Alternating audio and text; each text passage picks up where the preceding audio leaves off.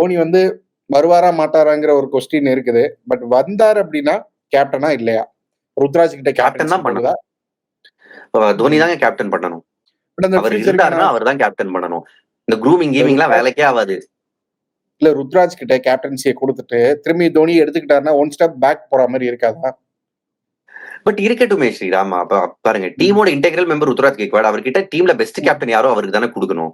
இப்படிதான் ஜடேஜாட்டையும் கொடுத்தாங்க. அதுக்கப்புறம் ஜடேஜா இதே டீமோட தானே இருக்காரு இன்னமும். சோ தப்பு எதுவும் கிடையாது ஒரு வருஷத்துக்கு ஒரு ஸ்டெப் பின்னாடி போனா. சிஎஸ்கே அந்த கம்பேக் எதிர்பார்க்கலாமா? ஏன்னா எல்லா டீமே வந்து பெரிய செட்பேக் இருக்கிறப்போ அடுத்த சீசன் வந்து கம்பேக் கொடுப்பாங்க. ஆனா போன சீசனும் வந்து பிளே ஆஃப்ஸ் போல, இந்த சீசனும் பிளே ஆஃப்ஸ் போல பேக் டு பேக் சொதப்பிருக்காங்க. மேபி அடுத்த சீசன் முறை அந்த விளையாடாத சீசனை தவிர முறையா 2 season back to back qualify ஆகல. தோனி இல்லாத ஃபைனல்ஸ் வந்து இப்பதான் 2 பேக் டு பேக் ஃபைனல்ஸ் இருக்குன்னு நினைக்கிறேன். ஆனா யங்ஸ்டர்ஸ் வந்து பெரிய நம்பிக்கையா இருக்கிறாங்க. இன்னைக்கு மேட்ச் தான் வந்து பெரிய ஒரு உதாரணம்னு நினைக்கிறேன். இந்த டீமை வச்சுட்டு இந்த யங் டீமை வச்சுட்டு மேபி தோனியார் ருத்ராஜ் லீட் பண்ணி நெக்ஸ்ட் இயர் பெரிய கம்பேக் கொடுக்க முடியுமா? நடக்குமா? நம்பலாமா?